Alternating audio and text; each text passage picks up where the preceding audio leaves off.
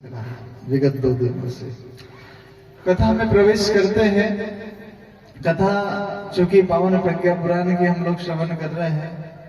कल की कथा में बताया था, इस कथा के जो मुख्य वक्ता है वो कौन है? भगवान श्री हरि विष्णु।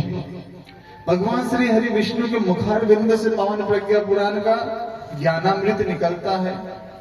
तो इसके मुख्य श्रवण करता ऋषि कौन है, जिसके माध्यम से ये कथा जनमानस तक पहुंची? वो है देवर्षि नारद। नारद किसे कहते हैं? नारद वो है जिसकी कोई बात रद्द न कर सके। नारद, नारद कौन है? जिसकी कोई बात रद्द न कर सके, वो नारद है। और नारद को देवर्षि कहा गया है। देवता अनेक हैं। सूर्य देवता है, अग्नि देवता है, मरुत देवता है, वायु देवता है, पवन देवता है, न जाने कितने सारे देवता है। ऋषियों में भी न जाने कितने सारे ऋषि है, लेकिन देवता और ऋषि वो अकेले नारद है। इसलिए उन्हें क्या कहा गया है? देवर्षि कहा गया है। लेकिन क्या हुआ? देवर्षि नारद एक बार कैलाश पर बैठे हुए थे, लगे तपस्या करने। और जब तपस्या कर रहे थे तो तपस्या करने के पश्चात क्या होता है, बहुत सारे समाज में भी इंद्र बैठे हुए होते हैं। कोई व्यक्ति थोड़ा सा यदि आगे बढ़ रहा है तो उसको कैसे पीछे लाया जा सके, उसमें विचार करने लग जाता है। इंद्र को लगा कि यदि इसकी तपस्या बढ़ जाएगी नारद जी की, हो सके ब्रह्मा जी प्रसन्न हो जाए और ये वरदान में मांग ले कि भगवान मुझे इंद्रासन दे दो, तो मैं कहां जाऊंगा? तब भाई बहनों कहते हैं कि इंद्र ने सुंदर सुंदर अप्सराएं भेजी, साक्षात कामदेव को भेज दिए ताकि जो नारद जी तपस्या कर रहे हैं, नारद जी को तपस्या से डिगा सके, विचलित कर सके, उनकी तपस्या में विघ्न पैदा हो सके। कामदेव आए, अपना ब्रह्मास्त्र तक छोड़ दिया। कामदेव जितना प्रयास पुरुषार्थ कर सकते थे, सारा प्रयास पुरुषार्थ कामदेव ने किया। लेकिन जिस स्थान पर नारद जी बैठे थे, नारद जी डिगे नहीं, तपस्या से विचलित नहीं हुए। अब जब विचलित नहीं हुए तो अंततः क्या हुआ? कामदेव इंद्र के पास में गया और उन्होंने कहा कि हे इंद्रदेव, मेरे सारे पुरुषार्थ विफल हो गए, मैं नारद जी की तपस्या से को डिगा नहीं पाया। तब वो कहते हैं कि जब उन्हें घटना पता चली, नारद जी तपस्या से उठे, तपस्या से जागने के पश्चात उन्होंने, हर किसी को प्रशंसा पसंद आती है, अच्छी लगती है प्रशंसा, लेकिन प्रशंसा कब होती है पता है? जब हमारे गुण वैसे हो। प्रशंसा कब होती है? जब हमारे गुण वास्तव में प्रशंसनीय हो, तब प्रशंसा होती है। अब नारद जी लगे बताने, किसको बताए? इस सृष्टि के त्रिलोकी देवता है, ब्रह्मा, विष्णु और महेश। अब सबसे पहले गए ब्रह्मा जी के पास में, बोले भगवान आपको पता है मैंने कामदेव पर विजय प्राप्त कर ली। ब्रह्मा जी ने कहा कि बोले अच्छी बात है, भगवान की कृपा थी, तुमने कामदेव पर विजय प्राप्त कर ली, लेकिन ये घटना किसी को बताना मत। नारद जी को लगा कि क्या ब्रह्मा जी को भी मुझसे ईर्ष्या हो गई है क्या? अरे क्यों नहीं बताऊं? जब मैंने कामदेव पर विजय प्राप्त कर लिया, मैं तीन लोग 14 भुवन में सब जगह बताऊंगा। उसके पश्चात वो गए किसके पास में? शंकर जी के पास में।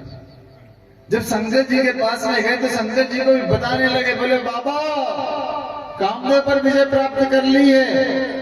बोले अच्छा, बोले अच्छी बात है, किसी को बताया तो नहीं? बोले केवल ब्रह्मा जी को बताया और आपको बता रहा हूं। तो बोले ठीक है, कामदेव पर विजय प्राप्त कर ली है, बहुत अच्छी बात है, लेकिन किसी को बताना मत, किसी को मत बताना। उन्होंने कहा भोले बाबा को भी मुझसे ईर्ष्या होने लगी है, ये भी कह रहे हैं कि किसी को बताना मत। क्या बात है? तो फिर उन्होंने कहा कि मैं जिनका भक्त हूं, भगवान श्री हरि नारायण विष्णु, उनको बिना बताए मैं रह नहीं सकता हूं। तो सीधे गए कहां पर? सीधे गए भगवान विष्णु जी के पास में, और केवल नारद जी के पास में ही परमिट था कि भगवान विष्णु जी के यहां बिना परमिशन के आना जाना कर सकते थे। केवल नारद जी के पास में परमिशन था, बड़ा परमिट था उनके पास, ऑल इंडिया वाला। अब गए, उन्होंने बताया, बोले भगवान मैंने कामदेव पर विजय प्राप्त कर दी है। विष्णु जी ने समझाया, भगवान की कृपा थी, भोले बाबा की कृपा थी, अच्छा है तुमने कामदेव पर विजय प्राप्त कर ली, लेकिन किसी को बताना मत। उन्होंने कहा ब्रह्मा जी के पास गया, उन्होंने बोला कि किसी को बताना मत। शंकर जी के पास में गया, उन्होंने कहा किसी को बताना मत। विष्णु जी के पास में आया, विष्णु जी कहने लगे किसी को बताना मत। तो क्या मैं अपनी प्रशंसा किसी को बताऊं ही नहीं? अब मायापति की लीला देखिए भरे बनो। नारद जी लगे उतरने पृथ्वी पर। जब पृथ्वी पर उतरने लगे तो भगवान परीक्षा लेता है। जब हम भगवान का काम करते हैं, श्रेष्ठ काम करते हैं, दुनिया में कोई भी काम करे तो भगवान पग पग पर हमारी परीक्षा लेता है। एक मायापति की लीला, एक सुंदर सा माया नगरी का निर्माण भगवान ने किया। विष्णु जी ने एक निर्माण किया माया नगरी का। वहां नारद जी गए। नारद जी ने जाने के पश्चात एक देखा कि वहां एक राजा का दरबार है। राजा ने बड़े महात्मा जान करके उनको बुलाया, उनका आतिथ्य किया। उनने महात्मा जी कहा कि महात्मा जी आप आ गए हो, एक काम करना है। बोले क्या? बोले मेरी बेटियां विवाह योग्य हो गई है, कृपया उनके हाथ देख करके उनके गुण दोष, उनकी जन्म कुंडली बना दो, जन्म पत्रिका बना दो। जैसे ही नारद जी ने उस बिटिया का हाथ देखा, नारद जी ने कहा अरे बिटिया नहीं, ये तो साक्षात लक्ष्मी है, और जो इसका वरण करेगा, जो इसके साथ में विवाह करेगा, त्रिलोक में उसको कोई परास्त नहीं कर सकता, कोई पराजित नहीं कर सकता। अब भाई बोलो, उन्होंने कहा कि जब बिटिया इतनी गुणवती है तो क्यों न इससे विवाह मैं ही कर लूं। अब काम पैदा हुआ नारद जी के मन में। गए भगवान विष्णु के पास में, उन्हें कहा कि बोले भगवान ऐसा रूप दे दो, ऐसा रूप दे दो, ऐसा सुंदर रूप बना करके दे दो कि जिस बिटिया को मैं देख करके आया हूं, इसका जब विवाह हो तो ये केवल मेरा ही वरण करे, मेरे अतिरिक्त और किसी का वरण न करे। विष्णु जी कहने लगे अरे नारद जी क्या कह रहे हो, अभी तो खबर लेके आए थे कि कामदेव पर विजय प्राप्त कर ले, और अब कह रहे हो कि विवाह करना है। बोले कामदेव पर विजय प्राप्त कर ली, ये विवाह सत्य है, मुझे विवाह करना ये विवाह सत्य है। बोले अच्छा। अब भाई बहनों, भगवान ने बहुत सुंदर रूप दिया, बहुत सुंदर। अब रूप जब दिया तो नारद जी को लगा कि मेरे पास में जिस भगवान ने रूप दिया है, उस भगवान के रूप को कौन चैलेंज कर सकता है। अर्थात उस रूपवती गुणवती कन्या का विवाह तो मुझसे ही सुनिश्चित होगा। गए जहां पर विवाह होने वाला था, वहां पर गए। जाने के पश्चात सारे लोग नारद जी को देख करके हंसने लगे। उन्होंने कहा हो सकता अद्वितीय रूप है मेरा, भगवान ने दिया वाला इतना सुंदर, इस पृथ्वी लोक पर इतना सुंदर रूप किसी का नहीं होगा, इसलिए लोग मुझे देख करके हंस रहे होंगे। नारद जी भी उनको देख करके हंसने लगे। कहते हैं कि साक्षात भगवान विष्णु आते हैं, स्वयंवर उन्हीं के साथ, विवाह उन्हीं के साथ में होता है। तब नारद जी ने कहा कि बोले भगवान विष्णु ने ही मुझे रूप दिया और मेरा विवाह नहीं हो पाया। तब सैनिकों ने बताया कि बोले आपका जो रूप है वो भगवान विष्णु ने सुंदर नहीं, एक बंदर का रूप दिया। कैसा? सुंदर नहीं, एक बंदर का रूप दिया। दर्पण में देखा तो दर्पण में देखने के पश्चात उन्होंने देखा कि वास्तव में मेरा रूप तो एक बंदर के जैसा हो गया। कमंडल का जल दाहिने हाथ में लिया, श्राप दे दिया भगवान विष्णु को। संत क्या होता है भाई बहनों, उसको समझिएगा जो असली संत होता है। श्राप दे दिया, बोले भगवान आप भगवान होते हुए भी मैं आपको श्राप देता हूं कि जिस बंदर का मुख देकर के मेरी जग हसाई हुई है, एक समय ऐसा आएगा इस धरती पर कि यही बंदर के मुख वाले तुम्हारी सुरक्षा करेंगे, तुम्हारे सेनानाई होंगे। और जो पत्नी का वियोग मैंने झेला है, एक समय ऐसा आएगा कि तुम भी पत्नी के वियोग में दुखी और रोते हुए फिरोगे। अब भाई बहनों श्राप दे दिया।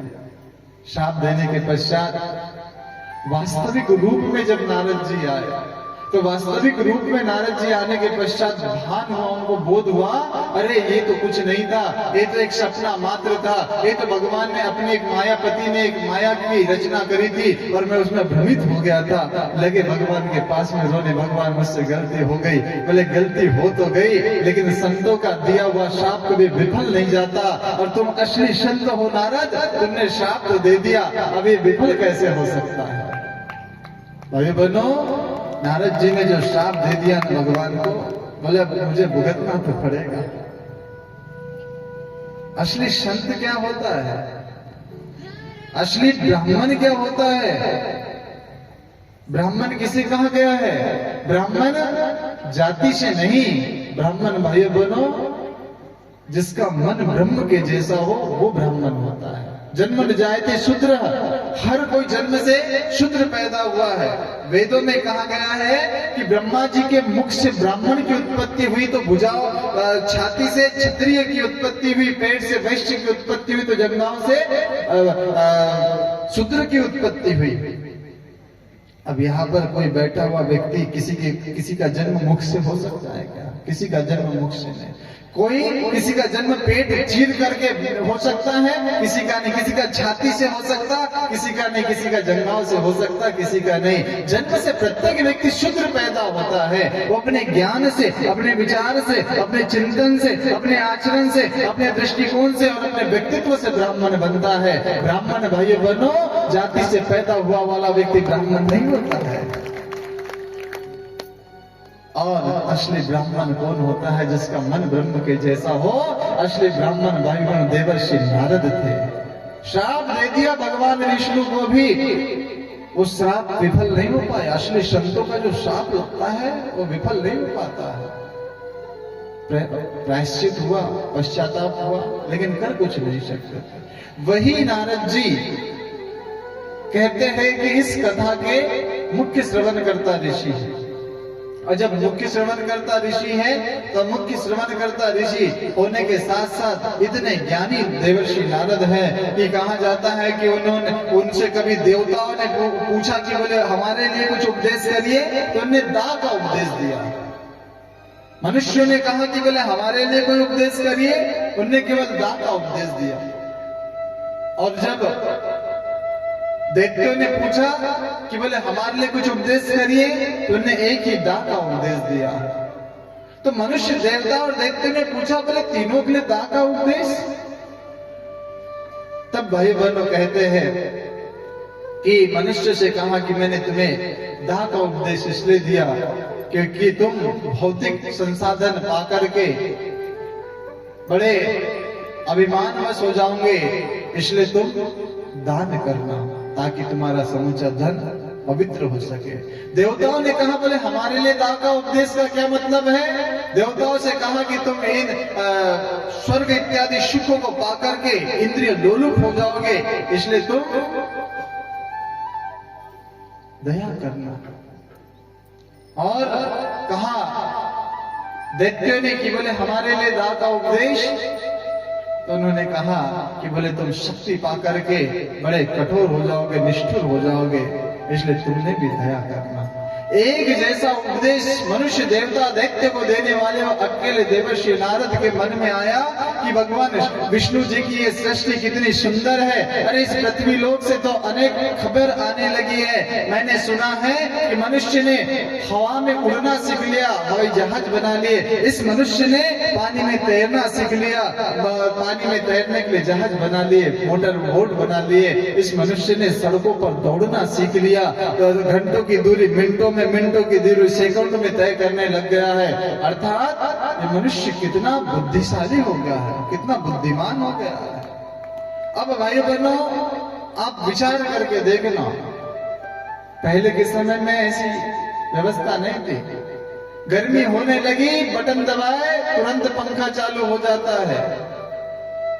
पानी, ठंडे पानी को गर्म करना है, बटन दबाया तुरंत ठंडा पानी गर्म हो जाता है। क्या व्यवस्था हो गई है। नारद जी ने कहा कि फिर तो असली स्वर्ग इसी पृथ्वी लोक पर होगा। अब भाई बहनों, कहते हैं कि नारद जी पृथ्वी लोक पर आने लगे, और जब पृथ्वी लोक पर आने लगे तो पृथ्वी लोक पर आते आते उन्हें एक देवदूत मिले। देवदूत मिले तो देवदूत क्या लेकर के जा रहे थे? एक डायरी लेकर के जा रहे, फाइल। नारद जी को देख करके, चूंकि सारे स्वर्गवासी नारद जी को पहचानते थे, क्योंकि नेशनल परमिट था उनके पास में। भगवान विष्णु जी के पास में आना जाना वो कभी भी कर सकते थे। नारद जी को देख करके प्रणाम करने लगे। बोले भैया कहाँ जा रहे हो? नारद जी ने पूछा। बोले मैं पृथ्वी लोक पर जा रहा हूं। क्यों? बोले साहब मेरे पास में एक फाइल रखी हुई है, और ये फाइल में भगवान के भक्तों की सूची है। अब नारद जी भी भगवान के भक्त थे। उन्होंने सोचा कि चलो देखो तो भगवान ने भक्तों की सूची में मेरा नाम कौन से स्थान पर रखा है। एक पेज पलटाया, दूसरा पलटाया, तीसरा पलटाया, चौथा पलटाया, पांचवा पलटाया, छठवां पलटाया, आठवां पलटाया, नौवां पलटाया, 10वां पलटाया। किसी भी प्रश्न पर नारद जी का नाम दिखा नहीं। नारद जी को दुख हुआ। नारद जी ने शिकायत नहीं करी कि भगवान ने चेहरे चेहरे देख करके नाम लिखे हैं। नारद जी ने कहा कि हो सकता मेरी भक्ति में कोई कमी रह गई होगी, जिसकी वजह से भगवान ने अपने भक्तों की सूची में मेरा नाम नहीं लिखा। कुछ दूर जब नीचे उतरने लगे तो उतरते उतरते कहते हैं कि पुनः और एक देवदूत का आगमन हुआ। अब जब एक और देवदूत का आगमन हुआ तो नारद जी को देखकर वो भी प्रणाम करने लगा। जैसे ही प्रणाम करने लगा तो प्रणाम करने के पश्चात उसने कहा भैया कहाँ जा रहे हो? बोले इस पृथ्वी लोक पर जा रहा हूं। पृथ्वी लोक पर? बोले हाँ। बोले क्या कहा? बोले मेरे पास में जो फाइल है, इस फाइल में भगवान जिनके भक्त हैं उनकी फाइल है। उनने कहा अरे भगवान भी किसी के भक्त होते हैं क्या? बोले हाँ। बोले कृपा करके मुझे दिखाने की कोशिश करोगे? बोले क्यों नहीं। और भाई बहनों, भगवान जिनके भक्त है ये फाइल उन्होंने कहा कि जब भक्तों की सूची गई तो भक्तों की सूची में मेरा नाम नहीं था, तो भगवान जिसके भक्त है उसमें मेरा नाम हो सकता है क्या? लेकिन उन्होंने कहा देखने में क्या जाता है जब देखने को मिल ही रही है तो। अब वो पहले प्रश्न से नहीं पलटाते भाई। उन्होंने सोचा यदा कदा नाम होगा भी तो अंत में होगा। अंतिम प्रश्न से पलटाते चलते हैं। 10वां, 9वां, 8वां, 7वां, 6वां, 5वां, चौथा, तीसरा, दूसरा, और जैसे ही पहला प्रश्न निकालते हैं तो पहले प्रश्न में प्रथम स्थान पे स्वर्णिम अक्षरों से देवर्षि नारद का नाम लिखा था। और ये सूची कौन सी थी? जिसके साक्षात भगवान ही भक्त है, ये सूची थी। ऐसे जिनके भगवान भक्त है वो सूची जो जब नारद जी ने देखी मन बड़ा प्रसन्न हुआ। और मन प्रसन्न होने के पश्चात नारद जी जब पृथ्वी लोक पर आते हैं, उतरते हैं, हमने कहा था ना कल भी, व्यस्तता कितनी भी हो हमारा मुख हमारे साथ में ही रहता है ना, मन हमारे साथ में ही रहता है ना। तो जैसे नारद जी भगवान नारायण का स्मरण करते हैं, वैसे हम कभी भी किसी भी समय गायत्री मंत्र का जाप करें। अब नारद जी पृथ्वी लोक पर आ रहे हैं, तो भाई बहनों, टाइम पास करने के लिए मोबाइल नहीं चला रहे हैं, फेसबुक, व्हाट्सएप, इंस्टाग्राम वगैरह नहीं चला रहे हैं। बस क्या करते हैं, आप सभी हमारे साथ में गाएंगे कि श्रीमन नारायण नारायण नारायण, श्रीमन नारायण नारायण नारायण, श्रीमन नारायण नारायण नारायण, श्रीमन नारायण नारायण नारायण, श्रीमन नारायण नारायण नारायण, श्रीमन नारायण नारायण नारायण, श्रीमन नारायण नारायण नारायण, श्रीमन नारायण नारायण नारायण।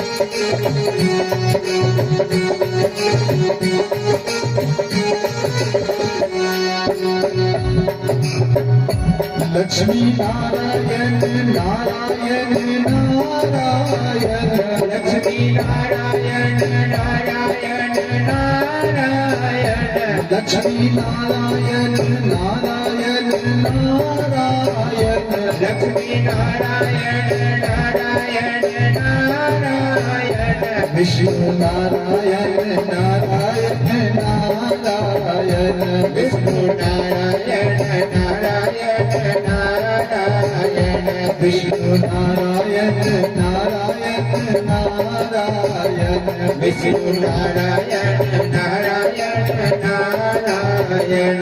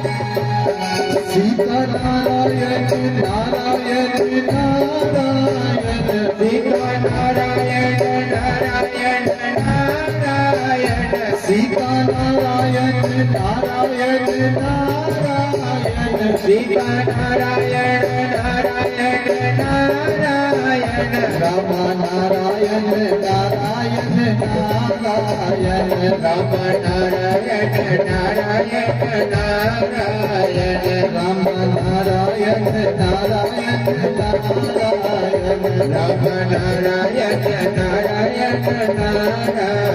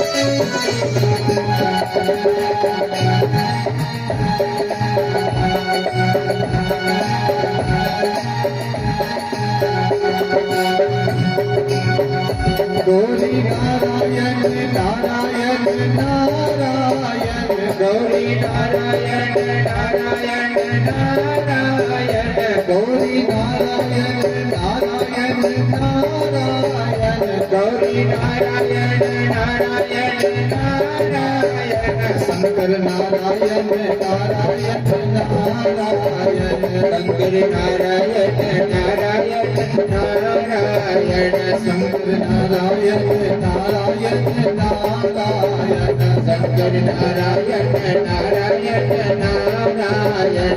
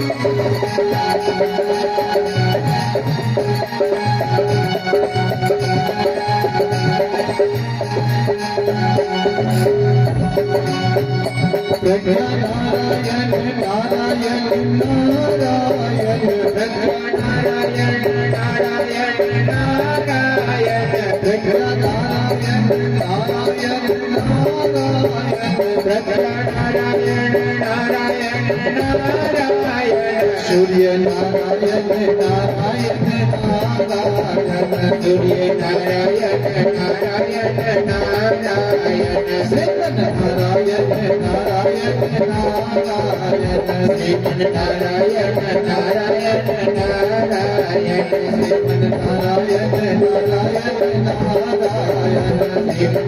नारायण नारायण नारायण श्रीमन नारायण नारायण नारायण श्रीमन नारायण नारायण नारायण श्रीमन नारायण नारायण नारायण श्रीमन नारायण नारायण नारायण श्रीमन नारायण नारायण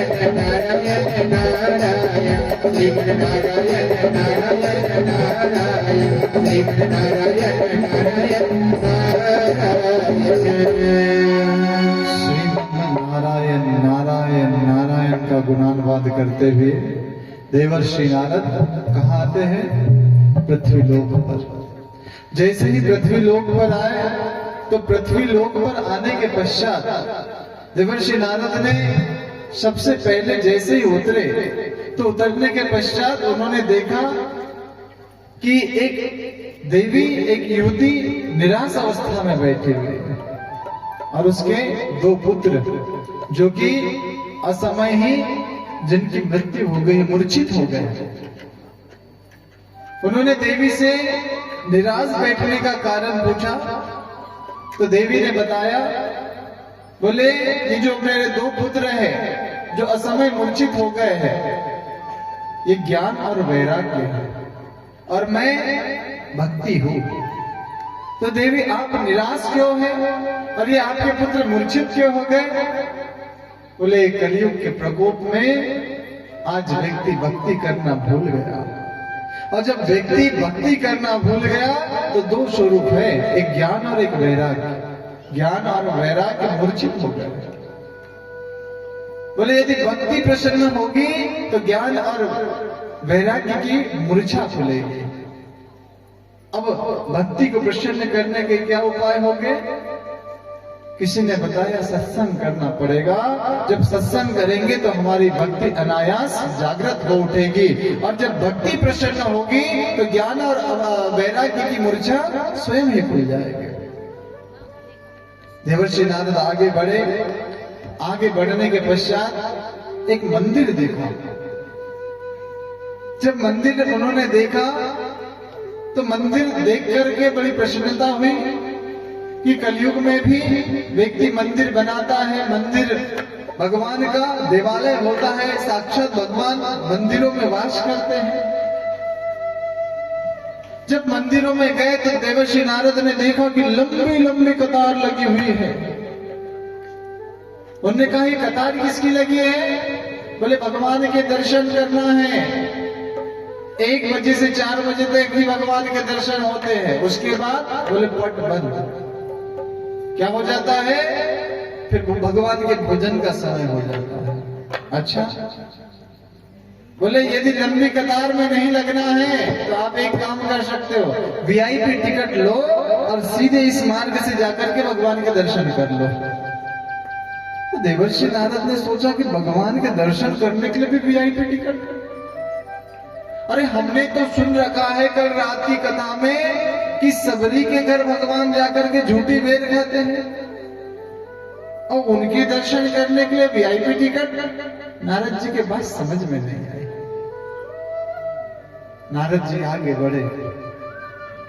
आगे बढ़ने के पश्चात उन्होंने कहा कि स्कूल, ये तो विद्या के मंदिर होते हैं, क्यों न स्कूलों में चलना चाहिए, स्कूलों में देखना चाहिए।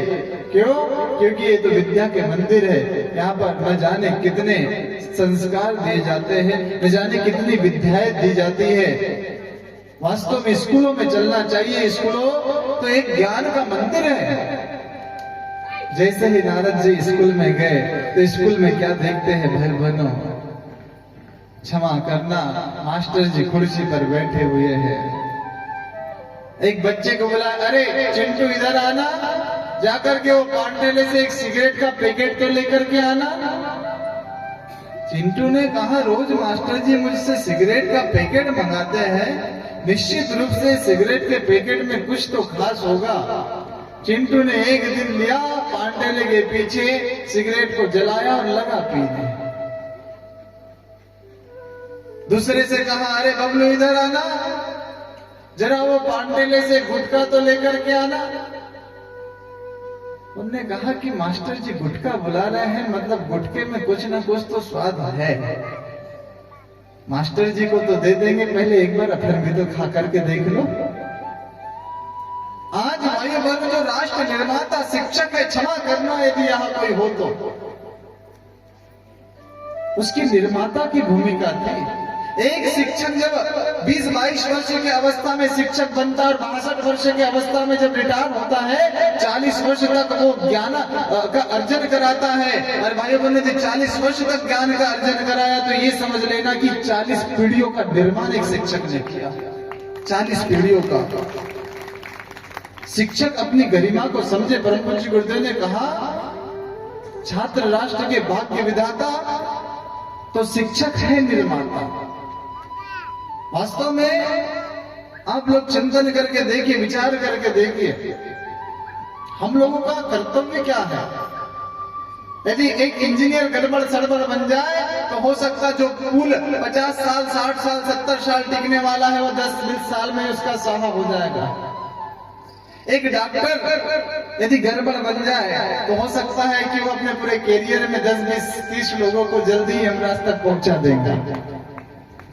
लेकिन भाई बहनों, एक शिक्षक कभी गड़बड़ बन गया 40 पीढ़ियों का सत्यानाश कर देगा। 40 पीढ़ियों का। क्षमा करना, हर किसी के लिए बात कही नहीं जा रही है। लेकिन जब नारद जी ने देखा कि ऐसी दुर्दशा, अरे विद्यालय तो विद्या के मंदिर है, ज्ञान के मंदिर है। आज भाई बहनों, विद्यालय में बच्चों को केवल किताबी ज्ञान सिखाया जा रहा है, व्यक्तित्व नहीं सिखाया जा रहा है, संस्कार नहीं सिखाया जा रहा है, श्रेष्ठ चिंतन नहीं दिया जा रहा है। और जब श्रेष्ठ चिंतन, व्यवहारिक ज्ञान बच्चे के भीतर नहीं आता है तो फिर क्या होता है पता है आप लोगों को?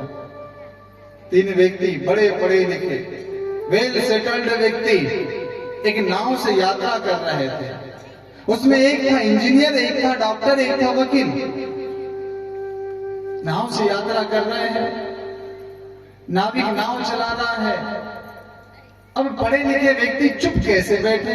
उन्होंने सबसे पहले इंजीनियर ने कहा, क्यों नाविक, तुझे पता है यदि इस नदी में इस ओर से उस ओर पुल बनाना है तो कितना कंस्ट्रक्शन लगेगा, कितना लोहा लगेगा, कितना सीमेंट लगेगा, क्या क्या लगेगा। नाविक ने कहा कि साहब इतना पढ़ा लिखा होता तो मैं इंजीनियर नहीं बन जाता, क्यों नाव चलाता मैं। इंजीनियर ने कहा कि बोले सुन नाविक, तेरा 25% जीवन व्यर्थ चला गया। कितना जीवन बोलो, जम से बोलो, कितना 25% जीवन व्यर्थ चला गया। डॉक्टर ने कहा मैं भी MBBS करके बैठा हूं, मैं भी तो कुछ पूछूं। उन्होंने कहा कि नाविक सुन, तेरे नाव से यात्रा करते करते यदि किसी को सर्दी हो जाए, जुकाम हो जाए, समस्या हो जाए तो तुझे पता है कौन सी दवाई गोली लेना देना है। उन्होंने कहा कि साहब इतना पढ़ा लिखा होता तो मेडिकल स्टोर खोल के बैठता, यह नाव क्यों चलाता। बोले तेरा 50% जीवन व्यर्थ चला गया। अब वकील ने पूछा कि मैं भी तो कुछ पूछ लूं। अब वकील ने कहा, बोले नाविक एक बात बता, यदि तेरे नाव से यात्रा करते करते कोई डूब गया, कोई मर गया तो तुझे पता है कौन सा अनुच्छेद की कौन सी धारा लगेगी। नाविक ने कहा साहब एक ही धारा जानता हूं, वो है पानी की धारा, उसके अतिरिक्त कोई धारा मुझे समझ में आती है नहीं। बोले भैया तेरा 75% जीवन व्यर्थ चला गया। भाई बहनों, कुछ समय के पश्चात अचानक उस नदी में तूफान आता है। जैसे ही तूफान आता है नाव डगमगाने लगती है। नाविक पूछता है इंजीनियर साहब, डॉक्टर साहब, वकील साहब एक बात बताइए, इसमें से तैरते किस किस को आता है। इंजीनियर वकील डॉक्टर घबराए, बोले तैरते किसी को नहीं आता है। तो बोले साहब सुनो, मेरा तो केवल 75% जीवन व्यर्थ गया, तुम्हारा 100% जीवन इसी नदी में चला जाएगा, क्योंकि अभी तूफान आने वाला है और जिसको तैरते आता है वो निकल जाएगा, जिसको तैरते नहीं आता है वो डूब जाएगा। भाई बहनों, ये शिक्षा क्या ऐसे इंजीनियर डॉक्टर वकील का ही निर्माण करेंगे। जीवन में थोड़ा सा तूफान आया, जीवन में थोड़ी सी विषम परिस्थिति आई, व्यक्ति डगमगा जाता, क्योंकि उसने केवल इंजीनियरिंग की पढ़ाई के अतिरिक्त जीवन की पढ़ाई करी नहीं है। डॉक्टर ने केवल डॉक्टरी के पढ़ाई के अतिरिक्त दूसरी कोई पढ़ाई करी नहीं है। वकील ने केवल वकालत के अतिरिक्त दूसरी कोई पढ़ाई करी नहीं है। और भाई बहनों, मैं आपसे यहाँ जितने भी माता पिता बच्चों के बैठे हुए मैं निवेदन करना चाहता हूँ, आप अपने बच्चे को एक अच्छा इंजीनियर बनाइए, बहुत अच्छी बात है। एक डॉक्टर बनाइए, उससे अच्छी बात है। एक वकील बनाइए, बहुत अच्छी बात है। कलेक्टर बनाइए, अधिकारी बनाइए, नेता बनाइए, लेकिन सबसे पहले अपने बेटे को एक अच्छा इंसान बनाइए। यदि वो एक अच्छा इंसान बन जाएगा तो निश्चित रूप से एक अच्छा डॉक्टर, एक अच्छा वकील, एक अच्छा कलेक्टर, एक अच्छा अधिकारी, एक अच्छा नेता बन जाएगा। भाई बहनों, सबसे पहले एक अच्छा इंसान बनाइए। इंसान है तो इंसानियत होनी चाहिए, मानव है तो मानवता दिखनी चाहिए, और व्यक्ति है तो उसका व्यक्तित्व झलकना चाहिए। ये वास्तव में इंसानियत की पहचान है। और नहीं तो फिर पेट और प्रजनन के लिए कौन जीवन नहीं जीता है। पशु पक्षी के भी बच्चे हो जाते हैं, उनका भी पेट भर जाता है। हम भी परिवार को बढ़ा देते हैं और हमारा भी पेट भर जाता है। पहले दिन की कथा में मैंने आप लोगों को श्रवण करवाया था, चींटी छोटी सी होती है, वो भूखी नहीं मरती। हाथी का विशाल पेट होता है, वो भूखा नहीं मरता। गुरुदेव कहते बेटा तू तो मेरा बच्चा है, तू कैसा भूखा मर सकता है। खाने वाले का नाम दाने दाने पर होता है। किसने सोचा होगा, किसने योजना बनाई होगी कि वो अनाज कहां से आएगा, किसके चक्की में जाएगा, किसके घर पे जाएगा और हम कहां भोजन करेंगे। योजना बनी क्या? केवल एक महीने की योजना थी कि साहब आपको आकर के रिश्तेदार में प्रज्ञा पुराण कथा पंचकुंडी यज्ञ करना है। किसके यहाँ भोजन करना है, क्या करना है, वो परमात्मा ने निर्धारण किया है। वहां हमें ज्यादा विवेक लगाने की आवश्यकता नहीं है। योजना बना रहे हैं साहब हम लोग, बेटे की हो गई, बेटे की शादी हो गई, नाती की हो गई, उसकी शादी हो गई, सारा ठेका हमने लेकर के रखा है क्या? हमारा कर्तव्य केवल अपने बच्चे को पढ़ा लिखा करके उसके पैरों पर खड़ा कर देना है। वो चिड़िया वाली कहानी आप लोगों ने सुनी है ना, जब चिड़िया के बच्चे को पंख निकल जाता है, अगले दिन वो चिड़िया अपने घर में घुसने नहीं देती उसको। बेटा अब तेरे पंख निकल आए हैं, अब तू जा कमा कर ला और स्वयं खा। और नहीं तो क्या होता है पता है, फ्री में मिले खाने को तो कौन जाए कमाने को। ऐसा नहीं भाई, अपने बच्चे को कमजोर मत बनाइए, अपने बच्चे को अपने पैरों पर खड़ा करने योग्य बनाइए। नारद जी ने देखा कि स्कूलों की हालत तो अभी बड़ी खराब है। हर स्कूलों की बात हम नहीं कह रहे, आज भी बहुत सारे स्कूल ज्ञान के मंदिर हैं। तब नारद जी व्यथित मन से आगे बढ़े। उन्होंने कहा कि हॉस्पिटल तो साक्षात डॉक्टरों के रूप में देवता को देखा जाता है, हो सकता है हॉस्पिटलों में कुछ अच्छाई देखने के लिए मिले, हॉस्पिटलों में कुछ विशेषता देखने के लिए मिले। जब हॉस्पिटलों में गए तो हॉस्पिटलों में जाकर के उन्होंने एक नजारा देखा। एक हट्टा कट्टा 30-35 साल का डॉक्टर वो अपने एक किसान से कह रहा है, और क्या कह रहा है, उनने कहा कि तुम्हारे बेटे का पेट फाड़ करके हमने रख दिया है, 50,000 रुपए ला करके जमा करो तो ऑपरेशन करेंगे, नहीं तो हम ऑपरेशन नहीं करेंगे। वो किसान ने अपनी पगड़ी भाई बहनों डॉक्टर के सामने रख दी। उन्होंने कहा डॉक्टर साहब अभी मेरे पास में पैसा नहीं है, मेरी गेहूं की फसल कट जाए मैं तुम्हारा एक रुपया चुका दूंगा। डॉक्टर सुनने के लिए खाली नहीं था, जैसे तैसे बच्चे की जान तो बच गई। लेकिन क्या हुआ, भाई बहनों कहते हैं कि उसी शहर के डॉक्टर का छोटा सा बच्चा रात भर से रो रहा था। डॉक्टर के समझ में नहीं आ रहा था, सारी दवाई गोली दे दी, कोई दवाई गोली काम नहीं कर रही थी। कोई गांव का व्यक्ति था, उन्होंने कहा कि हो सकता है इसको नजर लगी होगी, अरे जाकर के ये पास में 10 किलोमीटर दूर एक गांव है, वो बाबा जी के पास में जाओ, वो नजर तुम्हारी उतार देंगे, बच्चा चुप हो जाएगा। अब भाई बहनों डॉक्टर अपने बच्चे को लेकर के गए, और जब बच्चे को लेकर के उस पते पर गए, जैसे ही मध्य रात्रि का समय था, रात के 12 बज रहे थे, डॉक्टर ने करुण आवाज में पुकारा, और जैसा ही दरवाजा तो दरवाजा खुल करके उन्होंने देखा कि वही किसान बाबा था जिसने पगड़ी उनके माथे उनके चरणों में रखी थी। डॉक्टर को देख करके किसान भाई बहन द्रवित हो गया। डॉक्टर के मुख से एक शब्द नहीं निकल रहा था। साथ में जो आया हुआ था, जो पता बताने आया था, उसने कहा कि बोले डॉक्टर साहब है शहर के जाने माने, और इनके बच्चे को नजर लगी हुई है, रात भर से बच्चा रो रहा है। किसान का दिल क्या है भाई बहनों, उनने बड़े मध्य रात्रि के समय रात के 12 बज रहे थे, डॉक्टर को अंदर बिठाला, डॉक्टरनी को अंदर बिठाला, बच्चे को बिठाला, जो आया था उसको बिठाला, पानी पिलाया, चाय पिलाया, और उन्होंने कहा कि बोले ठीक है कोई बात नहीं, मैं तुरंत नजर उतार देता हूँ। किसान ने बदले का भाव नहीं रखा भाई बहनों, और ऐसी नजर उतारी, बच्चा 5 मिनट में चुप हो गया।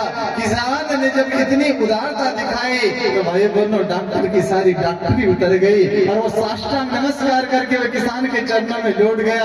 बोले मैंने पैसों के ऊपर व्यक्तित्व को नहीं आका था, और आज मैं समझ गया कि व्यक्ति का पैसा बड़ा नहीं, उसका व्यक्तित्व बड़ा होता है, मैं ये समझ गया। भाई बहनों कैसा कैसा समय चलता है, कैसा कैसा जीवन का क्रम चलता है, क्या उलट पलट चलता है। इसलिए मैं आप लोगों से कहना चाहता हूँ, भगवान ने यदि कोई प्रतिभा दी है, कोई क्षमता दी है, कोई योग्यता दी है, कुछ अतिरिक्त विशेषता दी है, तो भाई बहनों उसका अभिमान जीवन में कभी मत करना। हो सकता भगवान ने धन ज्यादा दे दिया, इस जन्म में दे दिया, ये भी अभिमान रहेगा, बोलेगे नहीं अगले जन्म में नहीं देना है। भगवान ने ज्ञान ज्यादा दे दिया है, उसका भी अभिमान हो जाता, और ज्ञान का ज्यादा अभिमान हो जाता। भाई बहनों आप लोगों को पता है, विद्या ददाति विनयम, जो विद्यावान है, जो गुणवान है, जो ज्ञानवान है, उसकी सबसे बड़ी विशेषता यह है कि वो उतना ही ज्यादा विनम्र रहता है। जो जितना ज्यादा ज्ञानवान रहेगा, जो जितना ज्यादा बुद्धिमान रहेगा, उसकी सबसे बड़ी विशेषता क्या है कि उतना ही ज्यादा विनम्र रहता है। क्योंकि भाई बहनों आप लोगों को पता है, जिस वृक्ष में फल लगते हैं उस वृक्ष की टहनियां झुक जाती है, और जिस वृक्ष में फल नहीं लगते हैं उस वृक्ष की टहनियां अकड़ करके खड़ी रहती है। जिसके पास में ज्ञान होगा, जिसके पास में बुद्धि होगी, जिसके पास में कुछ क्षमता होगी, भाई बहनों, उनसे निवेदन है कि कभी किसी बात का आपने अभिमान मत करना। आज डॉक्टर का सारा अभिमान उस किसान के चरणों में खत्म हो गया। डॉक्टर चाहता तो पुनः दरवाजा बंद कर देता, किसान चाहता तो पुनः डॉक्टर को देख करके दरवाजा बंद कर देता, लेकिन किसान ने वो नहीं किया। भाई बदले का भाव है। उसने कहा कि कुछ क्षमता, कुछ ज्ञान, कुछ गुणवत्ता यदि भगवान ने मुझे दी है तो समाज के कार्य में लगनी चाहिए, सामाजिक कार्यों में लगना चाहिए। देवर्षि नारद ने ये देखा, उन्होंने कहा कि न जाने इस संसार को मैं ये समझ करके आया था कि धरती का स्वर्ग तो यही होगा, लेकिन मुझे ऐसा तो कुछ भी यहाँ पर दिखाई नहीं दे रहा। देवर्षि नारद बड़े द्रवित हुए, उन्होंने कहा, देख तेरे संसार की हालत क्या हो गई भगवान, कितना बदल गया। बदल तो छोड़ दीजिए, वह कितना बिगड़ गया इंसान। देख तेरे संसार की हालत क्या हो गई भगवान, कितना बदल गया इंसान।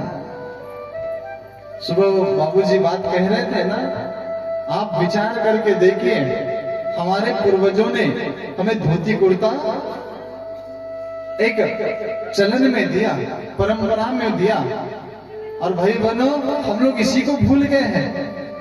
हम लोग इसी को भूल गए हैं। एक मुस्लिम छोटा सा बच्चा यदि जाता है तो पूरे वेश विन्यास वेशभूषा में जाता है, उसका कुर्ता, उसका पैजामा, उसकी टोपी, सब कुछ देखते बनता है, और जाकर के नमाज पढ़ता है छोटा सा बच्चा। आज हमारे छोटे छोटे बच्चों को, युवा भाइयों को धोती कुर्ता पहनने में शर्म आती है।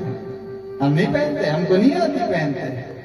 अरे कोई था तेरा पूर्वज जो धोती कुर्ता पहनता था, उसी से तेरे बाप दादा पैदा हुए, उसके बाद ही तू पैदा हुआ। भाई बहनों, कहीं ना कहीं चूक हो रही है, कहीं ना कहीं संस्कारों की चूक हो रही है। एक बॉलीवुड का अभिनेता आता है, फटा जींस पहन करके जब एडवर्टाइजमेंट कर देता है, सारा युवा पैनल आंखें बंद करके भाई बहनों फटे कपड़े पहनने लग जाते हैं। ये हमारी संस्कृति नहीं थी, ये हमारी सभ्यता नहीं थी। एक अंग्रेज व्यक्ति आया, एक भारतीय पंडित जी की धोती को पकड़ करके उनकी मजाक लेने लगा। उन्होंने कहा, बोले Pandit ji, what is this, what is this. Pandit ji को क्रोध आया, अंग्रेज ने टाई लगाई हुई थी, उसके टाई को पकड़ा और जम से हिला, बोले what is this, what is this. अंग्रेज ने कहा, this is my neck tie. Pandit ji ने कहा, this is my back tie.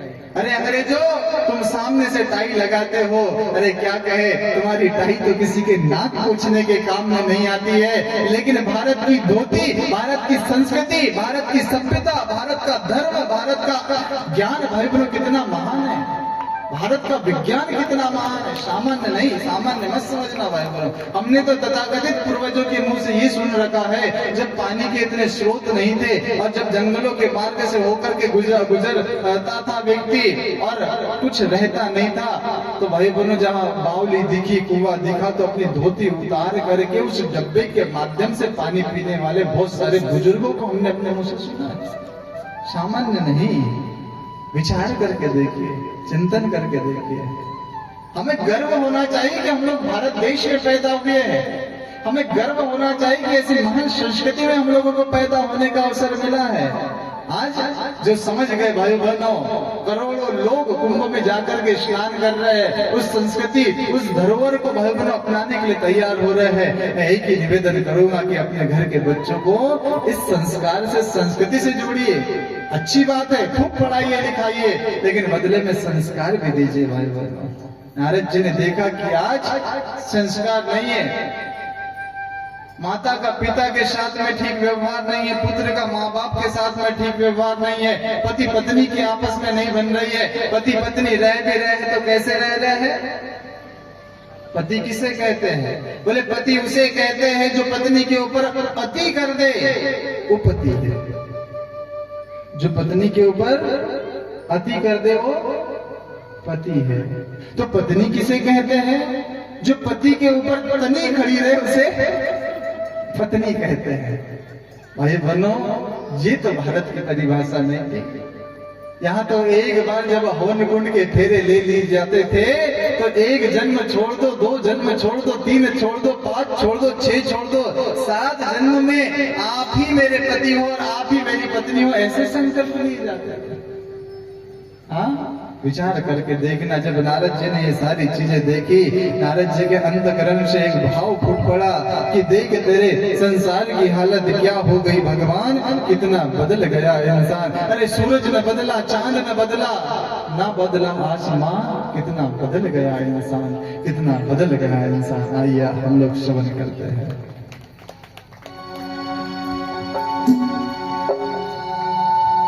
देख तेरे संसार की हालत क्या हो गई भगवान, कितना बदल गया इंसान, कितना बदल गया इंसान। देख तेरे संसार की हालत क्या हो गई भगवान, कितना बदल गया इंसान, कितना बदल गया इंसान।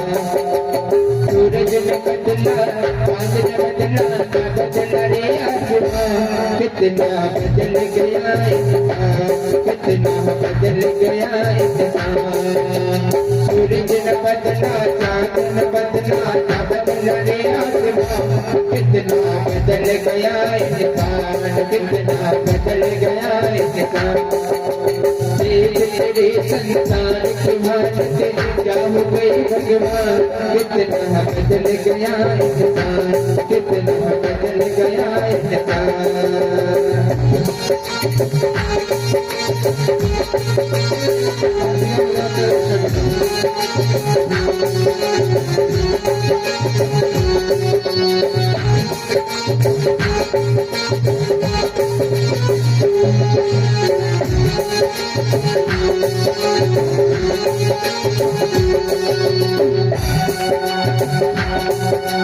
आया बड़ा समय पे ढंगा,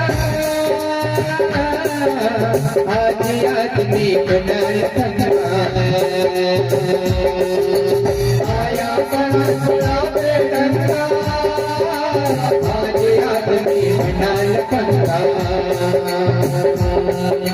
कहीं पे झगड़ा, कहीं पे डंगा, नाच रहा हो गया। कहीं पे झगड़ा, कहीं पे डंगा, नाच रहा हो गया। चले और कपट बिना तू अपना बेच रहा ईमान, कितना बदल गया इंसान, कितना बदल गया इंसान।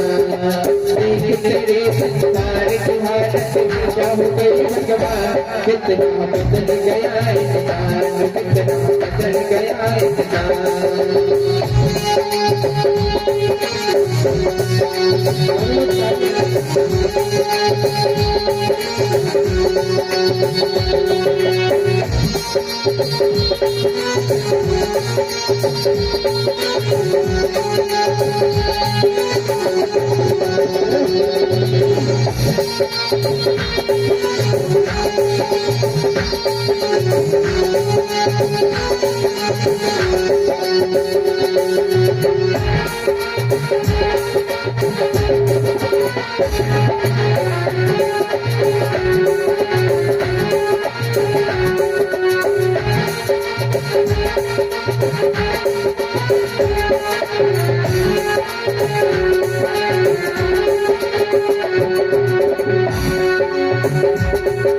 राम के भक्त नहीं के पत्ते, रखते आज प्रेम के पत्ते। राम के भक्त नहीं के पत्ते, रखते आज प्रेम के पत्ते। कितने मक्कार हैं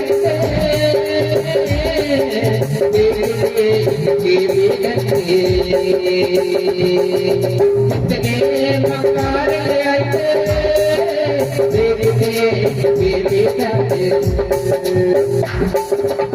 एक बात कर कितना बदल गया इंसान, कितना बदल गया इंसान। तेरे संसार के मालिक चाहोगे भगवान, कितना बदल गया इंसान, कितना बदल गया इंसान। सूरज बदला, चांद बदला, बदल रे आसमान, कितना बदल गया इंसान, कितना बदल गया इंसान।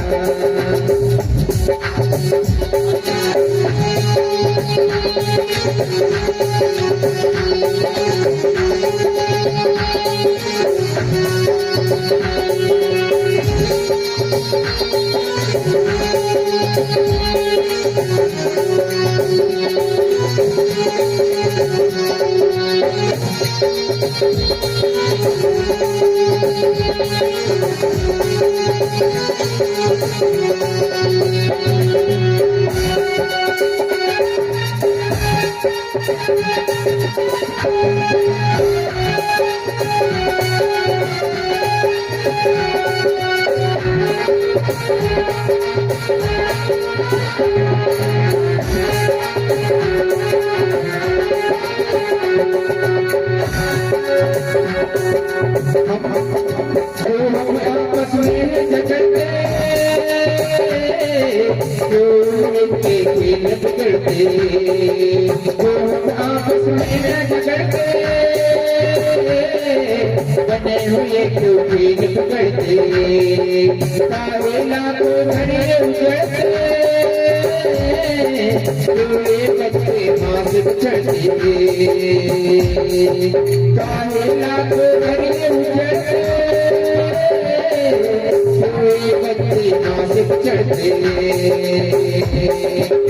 उठ करके रोते प्यारे बाबू के, कितना बदल गया इंसान, कितना बदल गया इंसान। तेरे संसार के मालिक क्या हो गए भगवान, कितना बदल गया इंसान, कितना बदल गया इंसान। सूरज न बदला, चांद न बदला, न बदला रे आसमान, कितना बदल गया इंसान, कितना बदल गया इंसान, कितना बदल गया इंसान, कितना बदल गया इंसान, कितना बदल गया इंसान, कितना बदल गया इंसान। सूरज न बदला, चांद न बदला, न बदला आसमान, कितना बदल गया इंसान। वही बनो, विचार करके देखिए, वो सूरज त्रेता युग, द्वापर युग, सतयुग में एक जैसा जल रहा है, आज भी जल रहा है।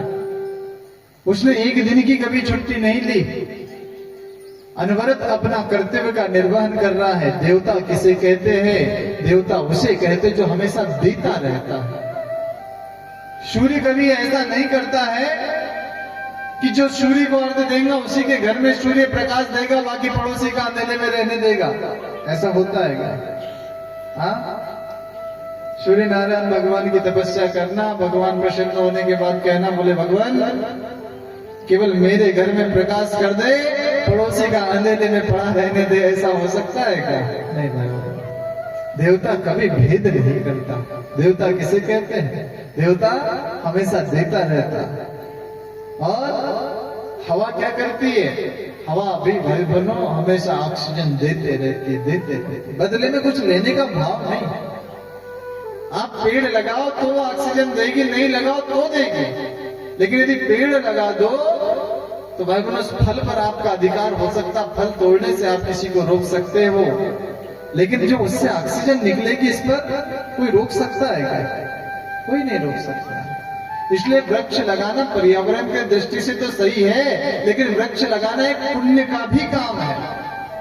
जीवन में हम लगाए हुए हैं, कम से कम 10 वृक्ष लगाना ही नहीं है, 10 वृक्ष को सफल करना है, वृक्ष बनकर। ये संकल्प लेकर के जाएंगे, क्योंकि हमारे हिस्से का भोजन पकाने में कितनी लकड़ियां जली होगी, हमने कितनी ऑक्सीजन ली होगी, और जब हमारी मृत्यु हो जाएगी तो लगभग एक पूरे पेड़ की लकड़ी हमारे अंत्येष्टि में लग जाएगी। संकल्प लेकर के जाए कि इस पृथ्वी पर हम लोग आए हुए हैं, तो पृथ्वी पर आने के पश्चात जितना हो सके उतना उरी न हो पाए, हम लोग दे पाए, भगवान को दे पाए। देने का भाव होना चाहिए। लेने वाले तो सैकड़ों है, याचकों की भीड़ लगी यहाँ, दाता कोई नहीं। मांगने वाले न जाने कितने सारे हैं, लेकिन देने के बाद जब आती है तो देने के लिए भाई बहुत कम रहता है। आपको पता है शबरी ने भगवान से मांगा कुछ नहीं था, भगवान ने प्रसन्न होकर के नवदा भक्ति दी थी शबरी को। और जब सुदामा जी, सुशीला देवी उनकी पत्नी, उनके कहने पर उनने कहा, गरीबी चरम पे थी भाई। सच्चा ब्राह्मण कौन होता है हम बता रहे थे, भागवत जी में कथा आती है। हम लोगों को इतना ही पता है, इतना ही मालूम है कि गरीबी क्यों आई थी। सुदामा को पता है आप लोगों को क्यों आई थी गरीबी?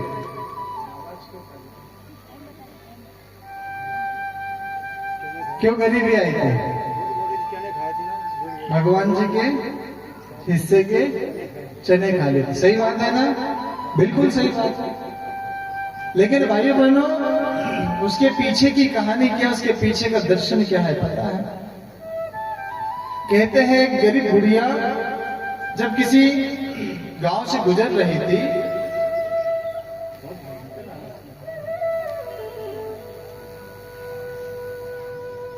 जब एक गांव से गुजर रही थी तो गांव से गुजरने के पश्चात क्या हुआ, भिक्षा में उसे किसी ने चने दे दिए थे। अब जब चने दिए तो चने देने के पश्चात उसने कहा अभी तो भूख नहीं है, ध्यान से सुनना, सुदामा जी को अकेले को दोष मत देना आज के बाद। बुढ़िया ने सोचा कि बोले अभी तो भूख नहीं है, बाद में खा लूंगी। अब क्या हुआ भाई, वो जो बुढ़िया है उसने चने एक वृक्ष के नीचे रख दिए, वहीं पे जाकर के सो गई। नींद खुली, भूख लगी, एक चोर वहां से निकला, उसने देखा कि अरे एक पोटली पड़ी हुई है और उस पोटली में हो सकता है आभूषण रखे होंगे, तो आभूषण के चक्कर में उस चने को लेकर के वहां से चोर भाग गया।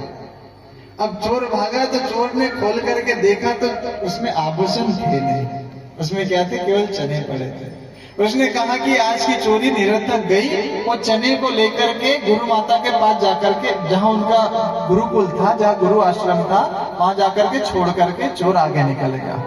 बुढ़िया की इधर नींद खुली, बुढ़िया की नींद खुलने के बाद में बुढ़िया ने देखा कि मेरे चने नहीं है। बुढ़िया ने श्राप दे दिया भाई। बुढ़िया ने क्या श्राप दे दिया, बोले जो भी इस चने को खाएगा वो निर्धन हो जाएगा।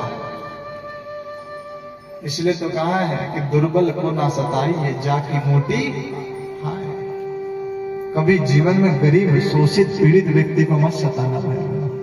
क्षमता आपके पास में हो सकती, प्रतिभा आपके पास में हो सकती, भगवान ने दिया पावर आपके पास में हो सकता है, लेकिन समय मिले तो कभी किसी गरीब की हाय मत लेना, क्योंकि गरीब के पास में आपसे लड़ने के लिए शक्ति नहीं, सामर्थ्य नहीं, बल नहीं, लेकिन भाई बहनों जो उसकी बद्दुआ है, न जाने वो कहां आपको जाकर के ठेस पहुंचाएगी और कहां जाकर के आपको चोट पहुंचाएगी, इसकी हम लोग कल्पना नहीं कर सकते। बुढ़िया ने श्राप दे दिया था। कहाँ का श्राप दे दिया? बुढ़िया ने श्राप दे दिया कि जो भी इस चने को खाएगा वो निर्धन हो जाएगा।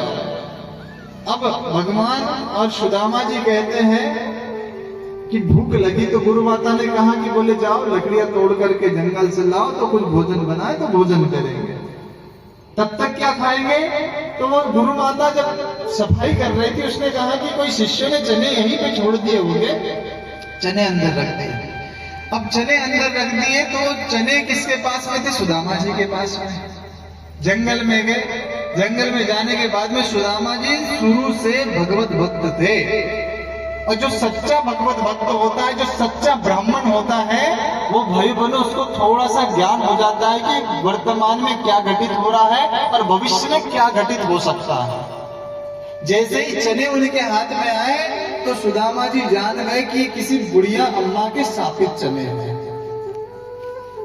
और मित्रता किसे कहते, सच्चा ब्राह्मण किसे कहते, वो फर्ज सुदामा जी ने निभाया।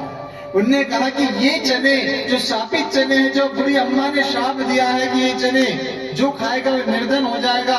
मेरा मित्र जो कि कल को जाकर के द्वारका का धीश बनेगा, 3 लोक 14 भुवन का राजा बनेगा, यदि वो ये चने खा लेगा तो वो गरीब हो जाएगा, प्रकृति के विरुद्ध काम हो जाएगा। इसलिए मेरे मित्र को निर्धन होने से बचाने के लिए वो सारे चने श्री कृष्ण भगवान के भी भाई बहन सुदामा जी ने खा ली। वो सच्चा मित्र होता है, वो सच्चा ब्राह्मण होता है।